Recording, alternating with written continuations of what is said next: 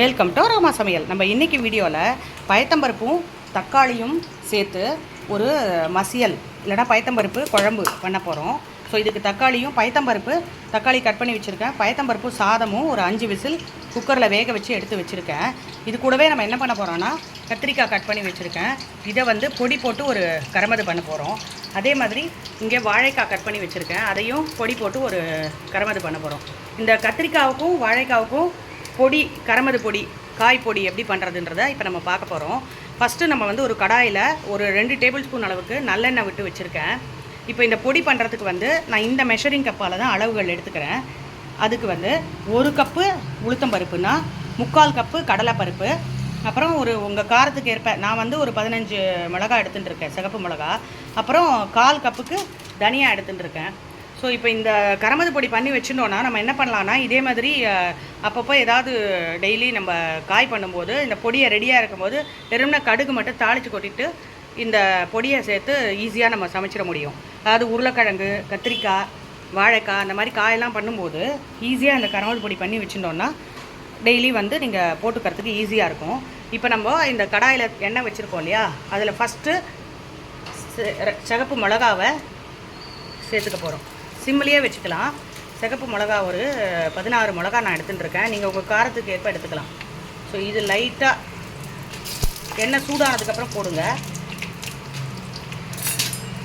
இப்படி வதக்கி விட்டுட்டு இது மேலேயே நம்ம உளுத்தம்பருப்பு சேர்த்துக்க போகிறோம். 1 கப்பு எடுத்து வச்சுருக்கேன் உளுத்தம்பருப்பு. இந்த கரமது பொடி பண்ணுறது ரொம்ப ரொம்ப சுலபம். ஈஸியாக பண்ணிவிட்டு நீங்கள் பண்ணி வச்சுட்டு டெய்லி வேணும்னா ஏதாவது காய்க்கு இதே மாதிரி போட்டு குக் பண்ணுறது ரொம்ப சுலபமாக இருக்கும். இப்போ உளுத்தம்பருப்பை போட்டுட்டு லைட்டாக இந்த மாதிரி கலந்து விட்டுக்கணும்.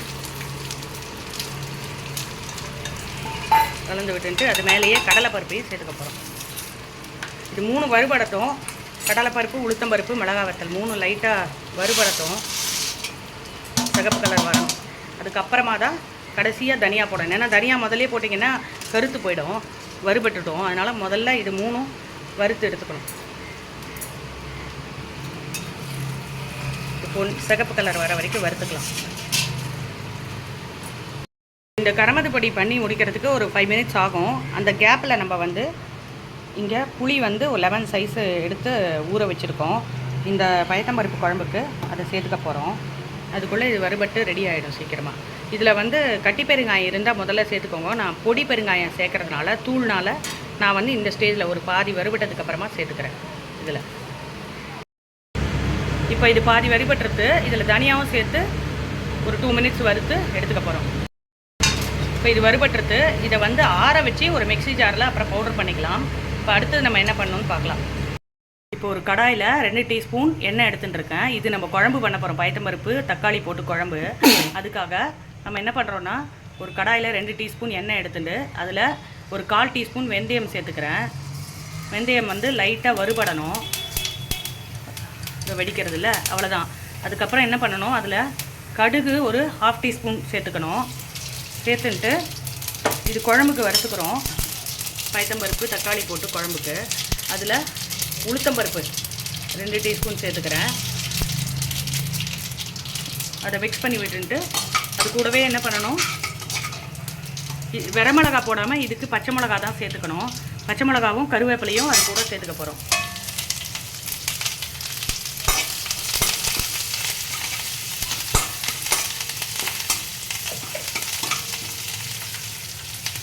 இந்த லைட்டாக வறுபடட்டும்.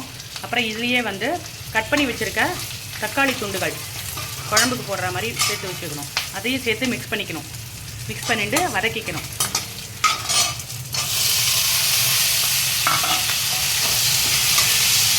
இது வதக்கி பண்ணும்போது நல்ல வாசனையாக இருக்கும் இந்த குழம்பு.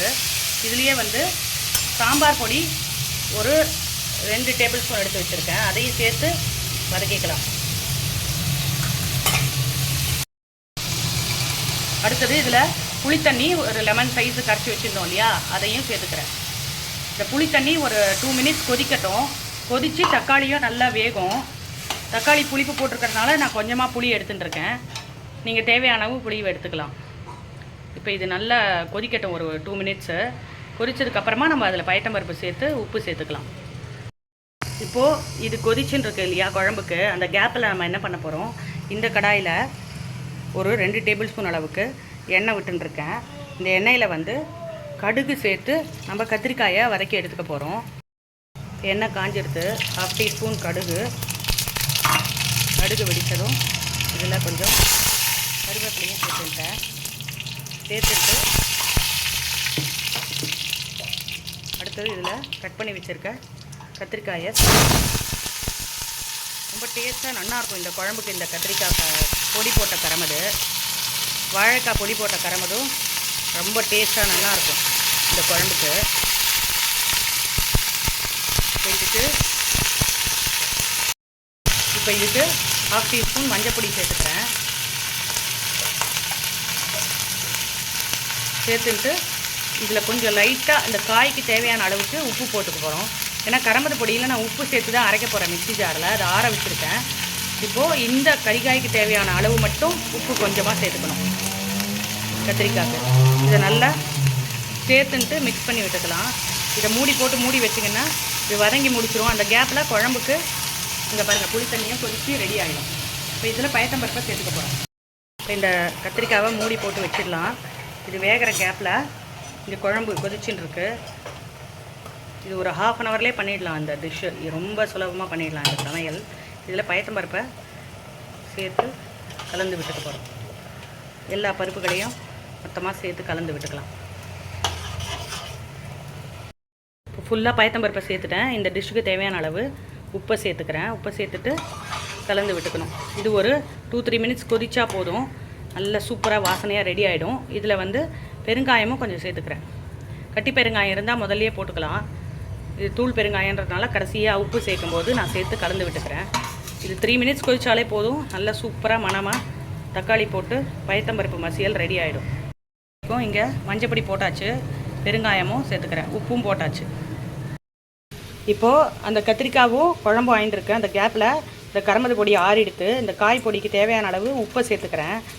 இது நீங்கள் ஒரு நாள் பண்ணி வச்சுட்டு பல்காக அதுக்கப்புறம் எப்போல்லாம் காயெல்லாம் பண்ணுறாங்களோ அதுக்கு போட்டுக்கலாம். இப்போ இதை மிக்ஸி ஜாரில் குறன்னு கொஞ்சம் கோர்ஸாக அரைச்சி கொண்டு வந்து காட்டுறேன். போல் குறன்னு கரமது பொடி அரைச்சி எடுத்துன்னு வந்துட்டேன். இதை ஆறட்டும். அதுக்கப்புறமா இந்த கத்திரிக்காய் நல்லா வதங்கினதும் சுருளாக அதுக்கப்புறம் அதில் சேர்த்துக்கலாம். இப்போ இங்கே வந்து சூப்பராக 7 தட்டி வந்துடுது குழம்பு. ஒரு 3 to 5 மினிட்ஸ் கொதிக்க வச்சேன். அதுலேயே சூப்பராக வந்துடுது. இப்போ இதில் நம்ம வாசனைக்கு கொத்தமல்லி தழையை கொஞ்சம் தூவிக்க போகிறோம். இதை சேர்த்துட்டிங்கன்னா சூப்பராக இருக்கும் குழம்பு. அவ்வளோதான். இந்த அடுப்பை ஆஃப் பண்ணிடலாம். ஸோ சூப்பராக பயத்தம்பருப்பு குழம்பு ஜம்முன்னு ரெடி ஆகிடுது. இதுக்கு வந்து கத்திரிக்காய் பொடி போட்ட காயும் வாழைக்காய் பொடி போட்ட காயும் பண்ணி சாப்பிடும்போது செம்ம டேஸ்ட்டாக நல்லாயிருக்கும். நெய் சாதத்தில் பிசைஞ்சு சாப்பிட்றதுக்கும் இந்த குழம்பு நல்லாயிருக்கும். இல்லைன்னா காயுமே கூட நீங்கள் நெய் சாதத்தில் பிசைஞ்சு சாப்பிட்டா ரொம்ப நல்லாயிருக்கும். இந்த கத்திரிக்காய் பொடி போட்ட காயும் வாழைக்காய் பொடி போட்ட காயும். இந்த பக்கம் கத்திரிக்காய் வதங்கி முடிச்சிருக்கு. அதுக்கு இந்த மாதிரி ஒரு 2 டேபிள் ஸ்பூன் அளவுக்கு 2 இல்லை 3 டேபிள் ஸ்பூன் அளவுக்கு காய்பொடி அதையும் சேர்த்துட்டு நம்ம தனியா வாசனையாக இந்த காய்பொடி சேர்த்து இந்த கத்திரிக்காய் பண்ணும்போது சூப்பராக மணமாகவும் சோயாவும் இருக்கும். இதையும் நல்லா மிக்ஸ் பண்ணி விட்டுட்டு போகிறோம். மிக்ஸ் பண்ணி விட்டுட்டு அடுப்பை ஆஃப் பண்ணிடலாம்.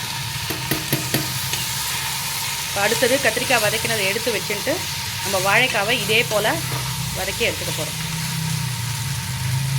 இப்போ கட் பண்ணி வச்சுருக்க வாழைக்காய்க்கு இந்த மாதிரி 3 டேபிள் ஸ்பூன் எண்ணெய் விட்டுருக்கேன் ஒரு கடாயில். கடுகு, கருவேப்பிலை, இந்த வாழைக்காய்க்கு தேவையான அளவு மஞ்சள் பொடி, பெருங்காயம் எல்லாத்தையும் சேர்த்துன்ட்டு இப்போ இந்த வாழைக்காவை கொஞ்சம் சேர்த்துக்க போகிறோம்.